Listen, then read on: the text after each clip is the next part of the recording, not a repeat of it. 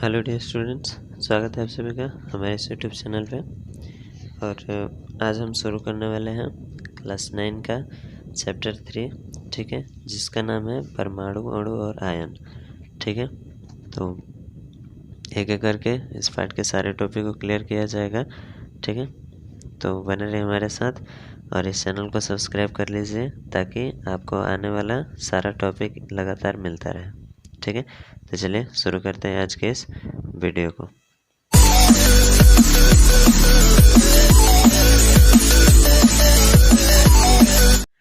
तो देखिए, जैसा कि हमें पढ़ना है परमाणु, अणु और आयन। ठीक है, यानी परमाणु के बारे में पहले पढ़ेंगे, फिर अणु मिलेगा और फिर आयन मिलेगा। तो अणु और आयन ये दोनों जो है वो हमारे परमाणु से ही बनते हैं। ठीक है, तो सबसे पहले हम ये पढ़ेंगे कि परमाणु क्या होता है, और जब परमाणु क्लियर हो जाएगा उसके बाद हमें मालूम चलेगा अणु और आयन के बारे में। ठीक है, तो चलिए शुरू करते हैं इस पाठ को। ठीक है, देखिए जैसा कि दिया हुआ है कि पिछले अध्याय में हम लोग पदार्थ की प्रकृति और तत्वों के संयोग के से यौगिकों के निर्माण के संबंध में पढ़ चुके हैं। यानी जो हमारा पिछला पाठ था उसमें तत्व किस तरह से मिलते हैं, किस तरह यौगिक बनाते हैं, ये सारा चीज़ हम पढ़ चुके हैं। ठीक, किंतु अब प्रश्न उठता है कि तत्व किस प्रकार संयोग करके यौगिक बनाते हैं, यानी जो संयोग करने की प्रक्रिया होती है वो किस तरह से होती है। ठीक है, तो क्या ऐसा करने में वे कुछ निश्चित नियमों का पालन करते हैं, यानी कि अगर संयोग होता है किसी तत्व में तो उसमें कुछ निश्चित नियम का पालन होता है। ठीक है, तो वो सारे नियम कौन कौन से हैं वो इसमें पढ़ने को हमें मिलेगा। ठीक है, फिर देखिए प्राचीन भारतीय और ग्रीक दार्शनिकों का विश्वास था कि हमारे चारों तरफ फैली अनेक वस्तुएं 5 मूल तत्वों कौन कौन, क्षिति, अग्नि, जल, वायु और गगन, ठीक है, के संयोग से बनी होती है। यानी जो पहले के लोग थे, जो दर्शन शास्त्र के अध्ययन वाले थे, उन्होंने ये बताया था कि जो हमारे तरफ जो जो चीज़ें मिलती हैं, यानी सारी की सारी वस्तुएं किन चीज़ों की बनी होते हैं, क्षिति है। तो क्षिति जो होता है वो मिट्टी को कहा जाता है। ठीक है, यानी मिट्टी का, अग्नि यानी आग, जल जो कि पानी होता है, वायु यानी हवा और गगन मतलब आसमान। ठीक है, तो उनका मानना था कि इन 5 चीज़ों से मिल करके हमारे अगल बगल की सारी वस्तुएं, खुद हम भी इन्हीं चीज़ों के बने होते हैं। ठीक है, फिर है कि भारतीय दार्शनिक कणाद। ठीक है, यानी कि भारत के एक और दार्शनिक थे जिनका नाम था कणाद। इन्होंने लगभग 600 BC में, ठीक है, के मतानुसार सभी पदार्थ अत्यंत सूक्ष्म, शाश्वत और अगोचर कणों के बने होते हैं जिन्हें परमाणुस कहते हैं।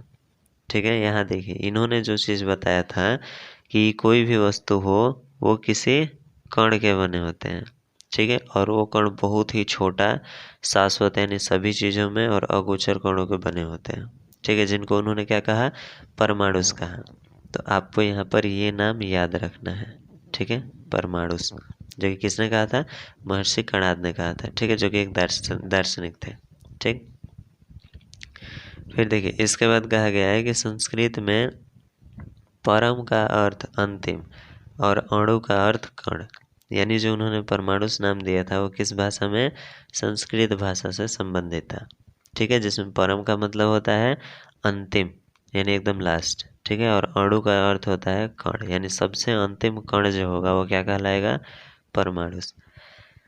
ये परमाणुस विभिन्न अनुपात में संयोग करके पदार्थ का निर्माण करते हैं। ठीक है, यानी यही जो परमाणुस है ये ही केवल संयोग करेंगे और अलग अलग चीज़ों का निर्माण करेंगे। ठीक है, जिनका अनुपात जो होगा वो भी विभिन्न होगा। ठीक है, फिर देखिए ग्रीक दार्शनिक डेमोक्रिट्स और लूसिफस के भी मत ऐसे ही थे। यानी और 2 वैज्ञानिक का नाम है डेमोक्रिट्स और लूसिफस। इन दोनों ने भी ये बताया था कि जो जो परमाणु है वो किनके बने होते हैं, लगभग इसी तरह के कणों के बने होते हैं। ठीक है, फिर देखिए इन लोगों ने अंतिम कणों को एटोमोस कहा, जिसका अर्थ ग्रीक भाषा में अविभाज्य होता है। यानी जैसे हमारे भारतीय दार्शनिक ने संस्कृत भाषा के आधार पर नाम परमाणुस दिया, ठीक उसी तरह ये ग्रीक दार्शनिक जो थे डेमोक्रिट्स और लूसिफस, इन्होंने अपने ग्रीक भाषा के आधार पर इनका नाम एटोमोस किया। ठीक है, तो आप दोनों नाम याद रखेंगे, एटोमोस और परमाणु से, संस्कृत भाषा में और ये ग्रीक भाषा में, लेकिन दोनों का मतलब लगभग एक ही है। ठीक है, फिर देखिए अब आगे है कि पदार्थ के संबंध में उपयुक्त सभी दार्शनिकों का विचार लगभग एक समान थे, यानी जितने भी दार्शनिक थे सबका विचार एक जैसा माना गया, एक जैसा ही था। ठीक है, अर्थात पदार्थ अति सूक्ष्म कणों के बने हुए हैं और कुछ निर्माणकारी ब्लॉक्स से ही उनके प्रकार की वस्तुएं बनती हैं। ठीक है, यानी कि जो पदार्थ है वो छोटे छोटे कणों से बने होते हैं और वो कण मिल करके कुछ ब्लॉक्स बनाते हैं और वो ब्लॉक्स जो है आगे चल के उस वस्तु का निर्माण करते हैं। ठीक है, फिर देखें अब दिया, किंतु पदार्थ संबंधी उपयुक्त विचारों की सत्यता जानने का कोई प्रायोगिक प्रमाण नहीं होने से ये बहुत समय तक मान्य नहीं हो सके। यानी देखिए इन्होंने जो जो अपना तर्क दिया परमाणुस और एटोमोस के बारे में वो था तो सही, लेकिन उनका प्रत्यक्ष प्रमाण कोई नहीं था। ठीक है, यानी 100% वो नहीं बता पाए कि आखिर वो है या नहीं है, वास्तव में है या नहीं है। ठीक है, इसलिए बहुत ज़्यादा समय तक वो मान्य नहीं रहा। ठीक, परंतु 18वीं सदी के अंत में लवॉयजे एवं अन्य वैज्ञानिकों ने रासायनिक संयोग के संबंध में कई नियमों का प्रतिपादन किया। ठीक है, यानी लवॉयजे हैं और इनके साथ और भी बहुत सारे वैज्ञानिक हैं जिन्होंने मिल करके कुछ नियम दिए जो कि रासायनिक संयोजन को दर्शाएंगे। ठीक है, यानी आखिर रासायनिक अभिक्रिया होती है तो वो किस प्रकार से होती है। ठीक, तो चलिए यहाँ तक तो था हमने परमाणु के बारे में। तो इसमें आपको कुछ चीज़ याद रखने लायक है, जैसे कि सबसे पहले यहाँ पर भारतीय दार्शनिक कणाद के बारे में याद रखना है कि इन्होंने पदार्थ के छोटे कण को परमाणुस कहा। ठीक है, जिसका अर्थ क्या क्या होता है, परम मतलब अंतिम और अणु मतलब कण। ठीक है, उसके बाद ग्रीक के दो दार्शनिक मिले, एक कौन थे, डेमोक्रिट्स और एक लूसिपस। ठीक है, इन दोनों ने कहा उस कण को एटोमोस अपने ग्रीक भाषा में। ठीक है, अब हुआ ये कि ये जो मान्यता थी इसकी कोई सत्यता नहीं है। ठीक है, यानी सत्यता का कोई भी प्रमाण नहीं मिला, जिसके वजह से 18वीं सदी के अंत में, ठीक है, मतलब ये नियम अमान्य हो गया, माना नहीं गया। और फिर 18वीं सदी के अंत में लवॉयजे और उनके साथ और भी वैज्ञानिक ने मिल करके कुछ नियम का प्रतिपादन किया। ठीक है, तो अब हमें वही सारे नियमों को पढ़ना है। देखिए यहाँ दिया है रासायनिक संयोग के नियम। ठीक है, तो नियम कौन कौन से हैं, चलिए उसके बारे में पढ़ा जाए। जैसे देखिए लवॉयजे, प्राउस्ट, जॉन डाल्टन तथा कुछ अन्य वैज्ञानिकों द्वारा किए गए प्रयोगों के फलस्वरूप पदार्थ के संगठन और रासायनिक अभिक्रियाओं के संबंध में कुछ नियमों का प्रतिपादन हुआ। ठीक है, यानी यहाँ कुछ वैज्ञानिक का नाम है लवॉयजे, प्राउस्ट, जॉन डाल्टन। ठीक है, ये तीन प्रमुख हैं जिनका नाम आपको याद रखना है। एक हो गया लवॉयजे, प्राउस्ट और जॉन डाल्टन। ठीक है, तीनों साइंटिस्ट हैं और इनके साथ कुछ और भी वैज्ञानिक हैं, उनका नाम यहाँ पे नहीं दिया गया है। तो इन्होंने मिल करके कुछ प्रयोग किए, मिल के अलग भी। ठीक है, तो प्रयोग करने के बाद पदार्थ किस तरह से संगठित होता है, ठीक है, और जो रासायनिक अभिक्रिया होता है वो किस तरह से होता है, इसमें उन्होंने कुछ नियमों को प्रतिपादन किया। ठीक है, जैसे देखिए तत्वों के संयोग से यौगिकों के बनने की प्रक्रियाएं कुछ निश्चित नियमों के अनुसार होती हैं, जिन्हें रासायनिक संयोग के नियम कहते हैं। यानी देखिए यहाँ से लेकर आपको मिल जाएगा परिभाषा रासायनिक संयोग के नियम का। जैसे देखिए जो तत्व हैं ये संयोग करते हैं। ठीक है, यानी यौगिकों का जो निर्माण होता है वो तत्वों से ही होता है। ठीक है, तो जो तत्व होते हैं वो संयोग करते हैं यौगिक बनाने के लिए। ठीक है, तो वही दिया है कि तत्वों के संयोग से यौगिक के बनने की प्रक्रिया, यानी जिस प्रक्रिया के द्वारा तत्व संयोग करके यौगिक बनाएगा तो संयोग करते समय वो कुछ नियमों का, ठीक है, यानी कुछ नियम है जिसका वो अनुपालन करेगा। ठीक है, यानी कि जब तत्व संयोग करके यौगिक बनाएगा तो वो कुछ नियम के अनुसार बनाएगा और वही नियम क्या कहलाएगा, रासायनिक संयोग के नियम। ठीक है, तो देखिए इस नियम में सबसे पहला आता है 1 नंबर यहाँ पे पदार्थ की अनस्वरता का नियम। ठीक है, जिसके माध्यम से हम पढ़ेंगे कि पदार्थ जो है वो अनस्वर होता है, यानी कभी उसका नाश नहीं हो सकता है। ठीक है। तो इसमें देखिए पहला में कहा गया है, इसका देखिए इंग्लिश में कहा जाएगा the law of conservation of matter. ठीक है। देखिए इस नियम का प्रतिपादन 1774 में लभवाजे ने किया। ठीक है। यानी अगर आपसे पूछा जाए कि यह नियम किसका दिया गया है तो लभवाजे का दिया गया है। ठीक है। और कब दिया गया है? 1774 में। ठीक है। तो ये दो बातें यहाँ पे याद रखिए। और नियम कौन सा है? पदार्थ के अनस्वरता का नियम। ठीक है। यानी पदार्थ के अनस्वरता के नियम का प्रतिपादन किसने किया है? तो लभवाजे ने। और कब किया है? तो 1774 में। ठीक है। अब देखिए आगे इस नियम में और है भी, आगे क्या कहा गया है। तो इन्होंने किया था। ठीक है। और इस नियम के अनुसार रासायनिक अभिक्रियाओं के फलस्वरूप पदार्थों का कुल द्रव्यमान अपरिवर्तित रहता है। ठीक है। यानी इस नियम में क्या बताया गया है? तो कभी भी कोई भी रासायनिक अभिक्रिया हो, ठीक है, कोई भी रासायनिक अभिक्रिया हो, उसके उपरांत यानी रासायनिक अभिक्रिया हो जाने के बाद जो पदार्थ का टोटल द्रव्यमान होगा, ठीक है ना, वो क्या होगा? परिवर्तित नहीं हो सकता है। ठीक है। जैसे देखिए मान लें कि ए और बी के बीच अभिक्रिया होने पर सी और डी दो प्रतिफल बनते हैं। यानी हमने मिलाया ए और बी को। ठीक है। तो बना क्या चीज़? सी और डी। यानी ये ए और बी दोनों क्या है? अभिकारक है। और सी और डी दोनों क्या है? प्रतिफल है। ठीक है। तो इसमें देखिए ये माना गया है कि मान लें कि ए के ए ग्राम और बी के बी ग्राम अभिक्रिया करके सी के सी तथा और डी सी ग्राम सी तथा डी ग्राम डी बनाते हैं।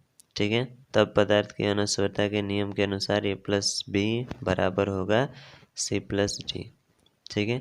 यानी कि देखिए इसका मतलब ये होगा, अगर हम इसको किसी नंबर में मान लें, जैसे मान लेते हैं कि ये अगर हमारा 5 ग्राम का है और ये 6 ग्राम का है। ठीक है। तो ये जो बनेगा वो कितना भी मान लें, अगर मान लीजिए 4 ग्राम बना तो ये वाला जो बनेगा, ये 6 और 5 मिलके 11 ग्राम होंगे। तो यहाँ भी इन दोनों को जोड़ेंगे तो 11 ग्राम ही आना चाहिए। इसलिए अगर ये 4 ग्राम है तो ये बचा हुआ कितना हो जाएगा? 7 ग्राम। ठीक है। 7 4 11, यानी कि ये टोटल 11 ग्राम है, तो ये भी टोटल 11 ग्राम ही होगा। ठीक है। इस चीज़ को याद रखिएगा। यानी हम इधर जितना भी इनका द्रव्यमान लें, इधर हमें ठीक उतना ही मिलने वाला होगा। ठीक है। इसमें से थोड़ा सा 1% भी नष्ट नहीं होता है, ना तो कम होगा और ना ही अधिक होगा। ठीक है। तब देखिए अब आगे ये कहा गया है, लभवाजे द्वारा किए गए इस प्रयोग से इस नियम का सत्यापन किया जा सकता है। यानी इस नियम को प्रूफ करने के लिए उन्होंने कुछ प्रयोग किए हैं। ठीक है। तो देखिए प्रयोग क्या है। तो इन्होंने इस रिटॉर्क में टीन की एक ज्ञात मात्रा लेकर रिटॉर्क के मुंह को गर्म करके बंद कर दिया। इसके पश्चात रिटॉर्क को टीन सहित तौला गया। अब रिटॉर्क को कई दिनों तक गर्म किया गया। इसके फलस्वरूप टीन का एक अंश रिटॉर्क में उपस्थित ऑक्सीजन के साथ संयोग करके ऑक्साइड में परिवर्तित हो गया। यानी कि देखिए हमारा जो रिटॉर्क है, यानी मान लीजिए कोई बर्तन है, ठीक है, वो किस चीज़ का है? टीन का है। ठीक है। इसमें किसी तत्व को रखा है। ठीक है। यहाँ बोला गया है कि इन्होंने एक रिटॉर्क में टीन की एक ज्ञात मात्रा लेकर ना जो रिटॉर्क है वो किसी दूसरे धातु का है। ठीक है। यानी किसी दूसरे धातु के बर्तन में हमने किसको रखा है? टीन को रखा है। ठीक है ना। यानी हमारे पास मान लीजिए अगर लोहा का ही कोई बर्तन है तो उसमें हमने टीन को रख दिया है। ठीक है। और उस रखने के बाद उसके मुंह को बंद कर दिया गया है। ठीक है। यानी बंद करने का मतलब ये हुआ कि जब गर्म किया जाएगा तो उसमें से थोड़ा सा भी वाष्प बाहर ना जाए। ठीक है। तो उसको बंद कर दिया गया है और फिर उसको गर्म किया गया है। ठीक है। और गर्म करने के बाद उसको तौल लिया गया है। तो तौलने पे उसका जो भी वज़न आएगा, ठीक है, तौलेंगे तो कुछ ना कुछ वज़न तो होगा ही। तो वो वज़न अगर हम मान लेते हैं टोटल हमारा 100 ग्राम का है। ठीक है। यानी रिटॉर्क में जब हमने रखा टीन और उसको गर्म किया तो मान लेते हैं कि 100 ग्राम का है। ठीक है। 100 ग्राम क्या है? तो हमारा टीन हो गया। तो इसमें देखिए इसके बाद उसको कई दिनों तक, देखिए इसके फलस्वरूप टीन का एक अंश रिटॉर्क में उपस्थित ऑक्सीजन के साथ संयोग करके ऑक्साइड में परिवर्तित हो गया। यानी कि देखिए जब उसको गर्म किया गया बहुत दिनों तक तो क्या बना? तो तो जो टीन है वो हमारे धातु के जो बर्तन है उसके साथ अभिक्रिया कर दिया, ठीक है, अभिक्रिया करके उसका ऑक्साइड बना दिया, ठीक है, यानी जिस चीज़ का हमारा बर्तन होगा उसका ऑक्साइड बन जाएगा, ठीक है। तब क्या किया गया कि अब रिटॉर को ठंडा करके तौल लिया गया, यानी अभिक्रिया होने के बाद उसको ठंडा किया गया, और ठंडा करके जब वजन किया जाएगा तो ठीक उतना ही होगा जितना यहाँ पर दिया गया है, ठीक है। देखिए, तो यह भार प्रारंभिक भार के बराबर पाया गया। बराबर का मतलब ये भी कितना मिला, 100 ग्राम में यहाँ पर भी हमें मिल जाएगा, ठीक है, 100 ग्राम, यानी जितना हमने पहले लिया था अभिक्रिया होने के बाद भी उतना ही रहेगा, ठीक है। बेशक पदार्थ बदल जाएगा लेकिन जो उसका द्रव्यमान है वो अपरिवर्तित रहेगा, यानी कि नहीं बदलेगा, ठीक है। तो देखिए, इससे स्पष्ट हो जाता है कि यद्यपि टीन और ऑक्सीजन के बीच अभिक्रिया हुई है, फिर भी अभिक्रिया के पूर्व और अभिक्रिया के पश्चात पदार्थों के कुल परिमाण में कोई परिवर्तन नहीं हुआ है, ठीक है। यानी अभिक्रिया हो जाए उसके पहले या उसके बाद पदार्थ का जो द्रव्यमान होगा वो नहीं बदल सकता है, ठीक है। तो इस प्रयोग से निष्कर्ष निकलता है कि रासायनिक अभिक्रिया के फलस्वरूप पदार्थ संरक्षित रहता है, वह नष्ट नहीं होता है, ठीक है। यानी पदार्थ में कोई भी अभिक्रिया हो वो उस अभिक्रिया के पश्चात उसका द्रव्यमान जो है वो नष्ट नहीं हो सकता है, ठीक है। तो ये था एक प्रयोग जिसके द्वारा उन्होंने इस चीज़ को सत्यापित किया। अब यहाँ एक कार्यकलाप दिया है, तो इस कार्यकलाप को पढ़ने से उतना कोई फ़ायदा नहीं, क्योंकि हम इसमें समझ चुके हैं कि किस तरह से ये जो पदार्थ के नश्वरता का नियम है वो किस तरह से काम करता है। यानी कि अगर हमारा पहले अभिक्रिया के पहले अगर द्रव्यमान 100 ग्राम है तो लास्ट में भी हमें 100 ग्राम मिलेगा, ठीक है। तो देखिए, जो हमारा कार्यकलाप दिया था वैसे हम पढ़ेंगे तो नहीं, लेकिन इसे समझ लेते हैं कि आखिर है क्या, ठीक है। उसमें हमें कुछ इस तरह का सेटअप बनाना था। देखिए, एक पहला परख नली हो गया और ये दूसरा, ठीक है। इनके दोनों के मुंह को बंद कर दिया गया है और इसमें यहाँ से यहाँ पे इनको कनेक्शन दे दिया गया है, ठीक है। और एक में रखा गया है NaCl का विलयन यानी सोडियम क्लोराइड का, और दूसरे में रखा गया है AgNO3 विलयन, ठीक है, जो कि सिल्वर नाइट्रेट होता है, ठीक है। और जब इन दोनों को मिलाएंगे तो इन दोनों को मिलाने के बीच, यानी देखिए, अगर हम इसको इधर उधर ऐसे हिला दें तो ये इसमें जा सकता है, ये इसमें आ सकता है, ठीक है। तो इन दोनों के बीच अभिक्रिया होगा, ठीक है। तो ये केमिकल्स हैं तो इनके बीच में रासायनिक अभिक्रिया होगा और अभिक्रिया का, ठीक है। तो जो अभिक्रिया होगा, अभिक्रिया के बाद जो भी इसमें बन जाए, जो इनका द्रव्यमान होगा वो उतना ही रह जाएगा, ठीक है। यानी अगर हम इस परख नली का वजन करें तो जितना रहेगा वो उतना ही रहेगा। देखिए, यहाँ पे दिया भी है कि और सोडियम क्लोराइड के बीच रासायनिक अभिक्रिया हुई है फिर भी इनके कुल भार अपरिवर्तित रहते हैं, ठीक है। यानी इनका भार में कोई परिवर्तन नहीं आता है। तो ये पहला नियम था पदार्थ के अनस्वरता का नियम, ठीक है। अब इसके बाद जो दूसरा आता है वो आता है निश्चित अनुपात का नियम, ठीक है। तो हमने यहाँ तक कंप्लीट कर लिया और जो अगला वीडियो आएगा वो आएगा इस नियम के अनुसार, ठीक है, निश्चित अनुपात का नियम। तो आज के लिए बस इतना ही। इसे आप कम्प्लीटली याद कर लीजिएगा ताकि अगले नियमों को समझने में आपको ज़्यादा दिक्कत नहीं आएगी, ठीक है।